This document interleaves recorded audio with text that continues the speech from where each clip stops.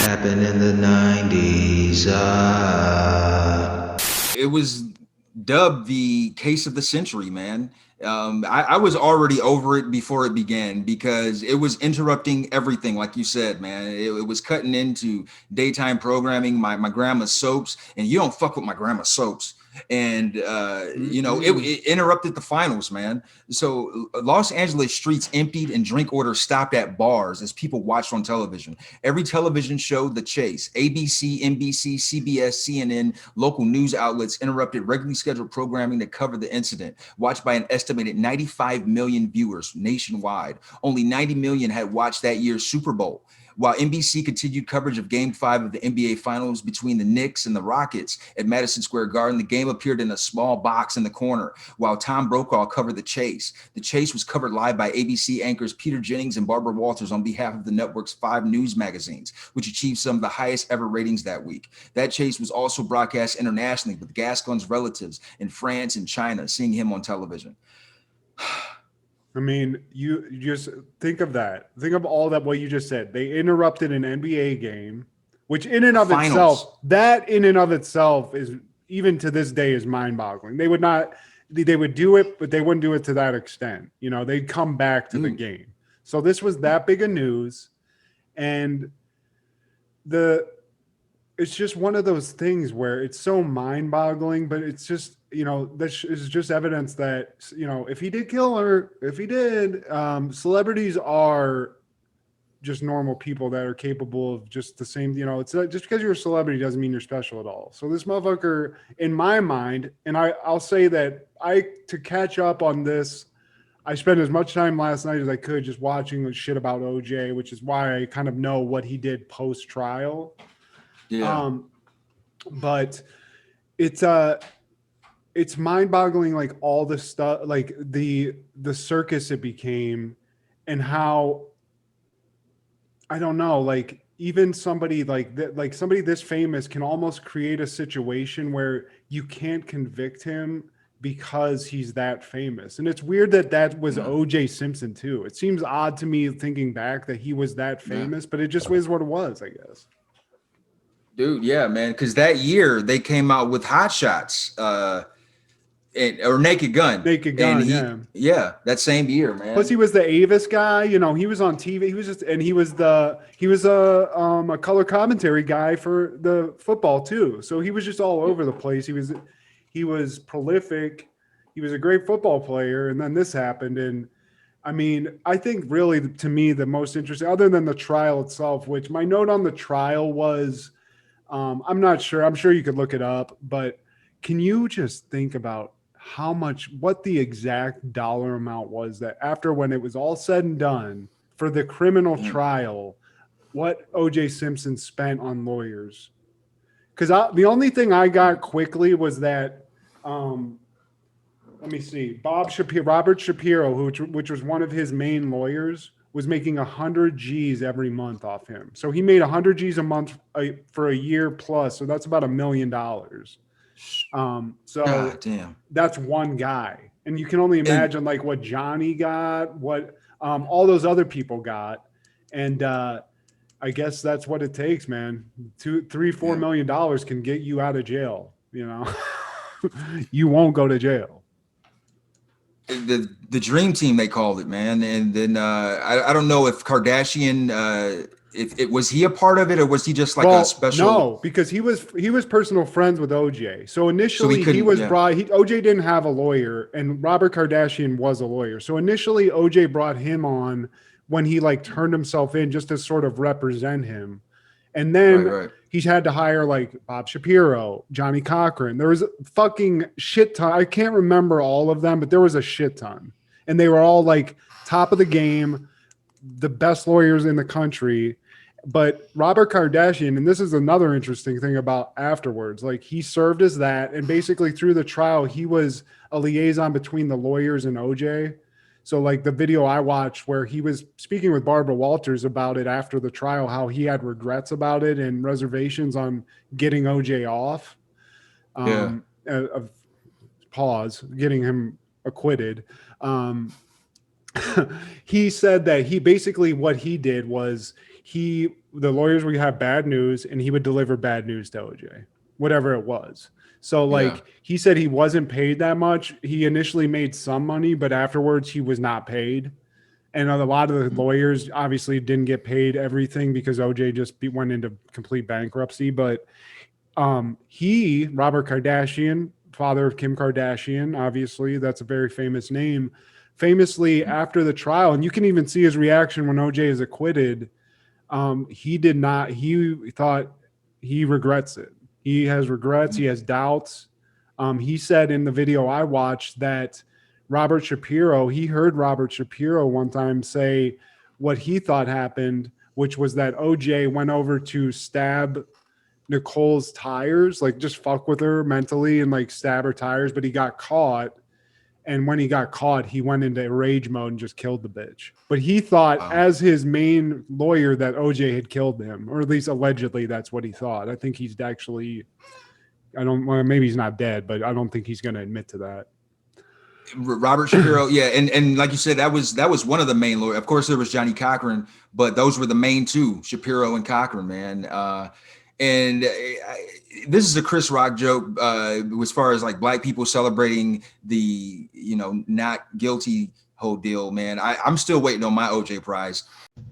I'm not black, I'm OJ. And it was solely off of the results of the Rodney King thing, because those officers got acquitted or whatever. So like they looked at the OJ thing as like a retrieve. That's what the OJ's team and Robert Shapiro and Johnny Cochran basically I would say were the main ones, but they did what a good lawyer does. They had to find a way to make you doubt a mountain of evidence. And what was the only way you can do that? Somebody planted the evidence. Okay, well, that doesn't make sense. Why would they just plant evidence? Oh, this guy's a vicious racist. Oh, we actually have him on camera, or we have him on audio saying the N-bomb and saying all this crazy shit. So there we go. Right. And then they just went full. I mean, there's even Christopher Darden. Isn't that the prosecuting attorney, the black dude? Yeah. Chris Darden, yeah. He, in his closing statement he's passionately, like basically crying, going, to think that you're going to let this guy go. Here's all he went through, all the evidence they have, showed pictures of like those crazy pictures where Nicole Brown Simpson's like her head's basically cut off, and all like he's going through the evidence. He's like, and I understand like this guy did he do this? Did he lie and say in court that he never said the N-bomb? And that's all true. I'm not black, I'm OJ. But it's not like, and so once they established that, that guy was a racist and they caught him lying on the stand, they basically had what they needed. And the crazy thing is, like you said, it really was them recognizing like the only way we can even twist this is to get as many black people on the jury, get some sort of racial discrimination involved in this to where it's obviously like a white versus black thing against OJ. And then they went even so far. This is a crazy thing. And I kind of remember this from the show on FX. They made the jurors go tour OJ's house at one point in the trial. They took them to his house in Brentwood and they made him go through the house. And the night before that happened, Robert Kardashian, Robert Shapiro, and a bunch of other lawyers and their team went into the house and they replaced art, pictures. Like OJ had a bunch of pictures of like naked white chicks on the wall apparently and just shit like that. They replaced it with pictures of his mom, with pictures of him hugging a black girl or pictures of that. So they like created more, like they skewed who he was to maybe make him appear more connected to the black community, which again, that's something Robert Kardashian was talking about. Barbara Walters is like, don't you think that's manipulative in some way? And he's like, totally. I'm not black, I'm OJ. But that's what I was asked to do. Oh, I mean, for sure. I mean, that's on record. Like they literally went into that. I mean, it's not like they were, fucking with evidence. They were just that. What he had on his walls wasn't evidence, but they were like, hey man, like, I don't think these people are going to like seeing him hugged up with like some naked white bitch on the beach. because apparently he had some picture of like some naked chicks and him on like right next to his desk and shit. So they were like, take all Chris these. Kardashian. No, fucking OJ. Like in his office, he just had. No, I'm saying it was probably naked pictures of Chris Kardashian. Oh yeah, I mean, who knows? So it's just wild to hear all like that went into that, and like, but that's a good lawyer. You know, unfortunately, that's what a defense lawyer's job is, and they did going the extra mile. Yeah, what was within their legal abilities to do, and they did it. And I mean, credit. That's why Johnny Cochran, until even to this day, rest in peace. The motherfucker is like the definition of a slick attorney, a guy who can, no matter what he's facing, he's like, I got this. You know, he's just that slick dude. He was a bad motherfucker, man. And also, like I said before, shout out to AC Collins, man. The Wingman Hall of Fame. Like I wouldn't do this for my friends. If you killed somebody, man, that's on you. But this guy, he stood by him. He was his teammate back in the USC days. And he tells the first officer that pulls up next to him, he's like, hey, I got OJ in the car and he's got a gun up next to his head. And so they call people. He just want to see his mama. He just want to see his mom. Just let us get to his house. Like, I'm with you, man. I mean, I'll move mountains for you, Steve. If you need my help, you can always call me. But that being said, if you call me and say, yo, I killed this bitch and I killed somebody else, I'm going to need some help. I'm going to have to say, I don't know you. Who is this? Don't come here. I'm hanging up the phone. Prank caller. Politely, Steve, you're on your own. Don't call me. Stop. At this point, I got to call somebody else because I'm complicit in this. So you're right. But the motherfucker, Tim Meadows, that like AC got famous for his phone call. Like you didn't even see AC's face. He just like he got famous because of his blow up where he's like, I'm AC, god damn it. Y'all know who I am, damn it. Like, so you're right. But I think Robert Kardashian, dude, you got to give him either the part like second place or just this. He splits that gold medal with AC because he, for a year, gave up his life. In the interview I read, he said that's why he broke up with what's her face, Kris Jenner. What is that? What her name is? Kris Jenner now, yeah. But he said that's why, because of the verdict and the fact that he was never around because of the trial, and that's what. So he sacrificed everything. He sacrificed his professional reputation, that his relationship with his kids, his wife. And legitimately with OJ too, because he said, in that same interview, he's like, me and AC used to sit and talk after, like, when OJ went into jail, and like we'd sit there and we'd be like, man, there's no way he did it because of this, and this. But then AC would be like, but man, like, what about the blood? Because he said that's what he said. You know, he believed OJ until all of the blood evidence. And he's like, there's no, even with somebody telling me that maybe that got planted, he's like, it's just too much for me to ignore. And Barbara's like, so you're saying you think he did it? And he's like, I'm not going to tell you. I'm not a judge. And she's like, well, what if you go on? Because at the time, I think they were interviewing him right before the civil suit, which OJ lost. I mean, he was convicted of murder civilly, basically. But Kardashian was on the witness list. Like, he's like, I might have to testify in this proceeding. And Barbara Walters is like, well, what are you going to say if the judge asks you? And he's like, I'm going to have to tell the truth. He's like, I don't know. He's like, I can't tell you for sure, but he's like, I have reservations about him being innocent. You know, he lawyered his way out of saying he's guilty. He killed that bitch, but you can tell that he's fucked. I mean, I think it's probably, if you read about it, what ended up he died, I think, of cancer or something, but yeah, he did. A lot of people think that this, like, in the stress of it, and as a cancer survivor, I can tell you, I do think I got cancer from stress.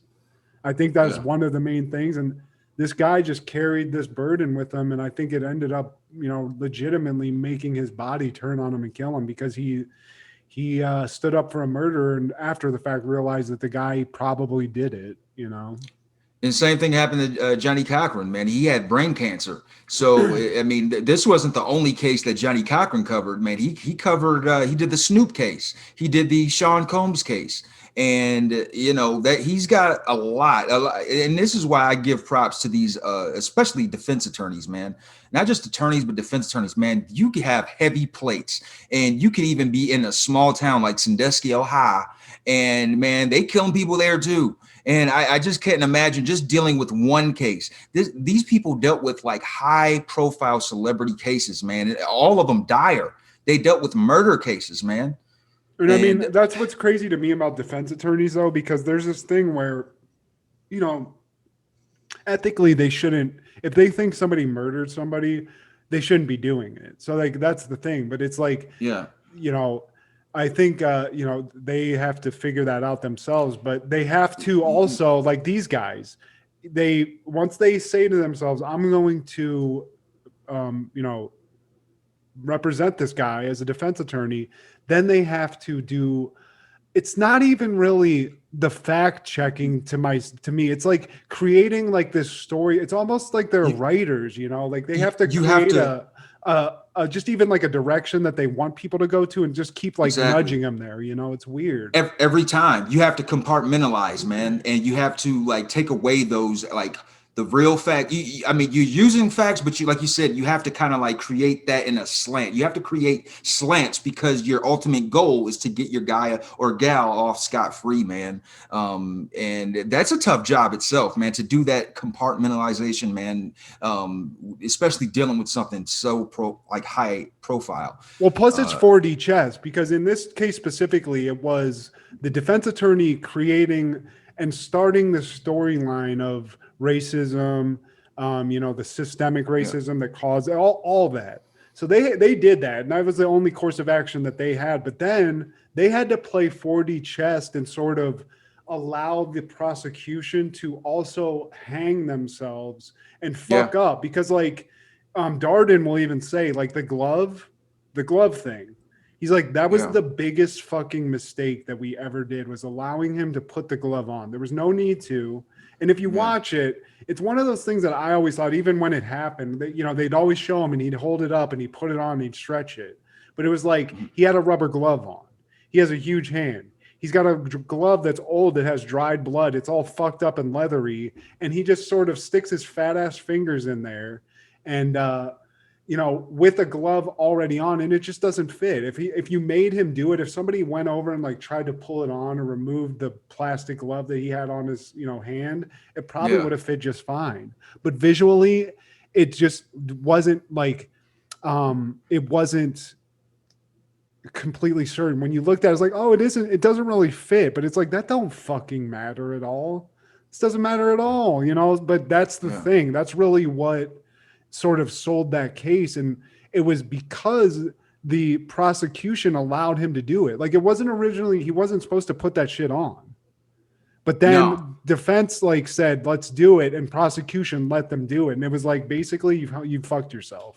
And, both Darden and Marsha Clark, the prosecuting attorneys, both will say that, that's what killed their case. That's really what did it. That and OJ not testifying, but that was another defense tactic. They were like, we can't let him do this, because now after the fact, watch OJ talk when somebody asked him, did you do it? Did you do it?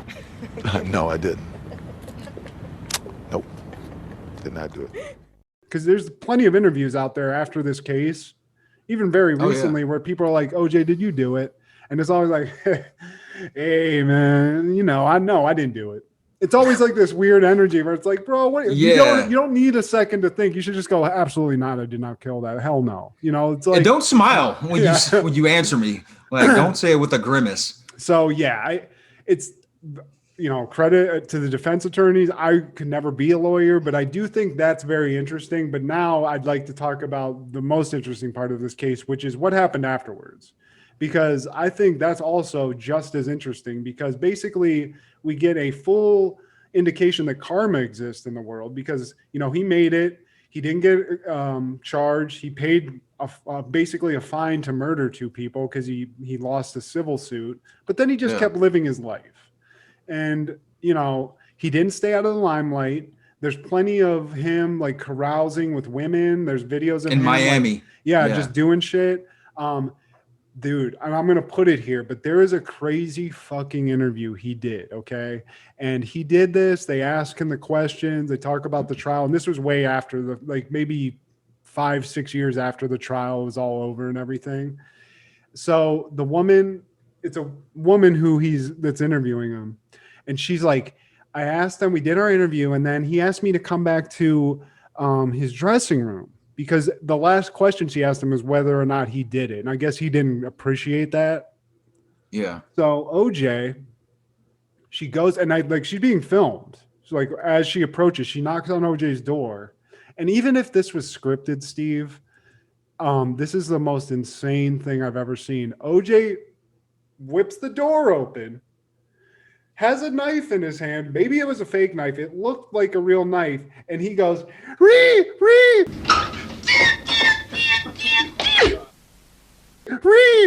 And she's like, swear to God, Steve. Swear on my mother's life, this motherfucker. And then he just starts laughing. He's like, this is just the juice playing. I'm just playing some funnies. I'm just fucking around. I'm not black, I'm OJ. But he did that. I'm telling you.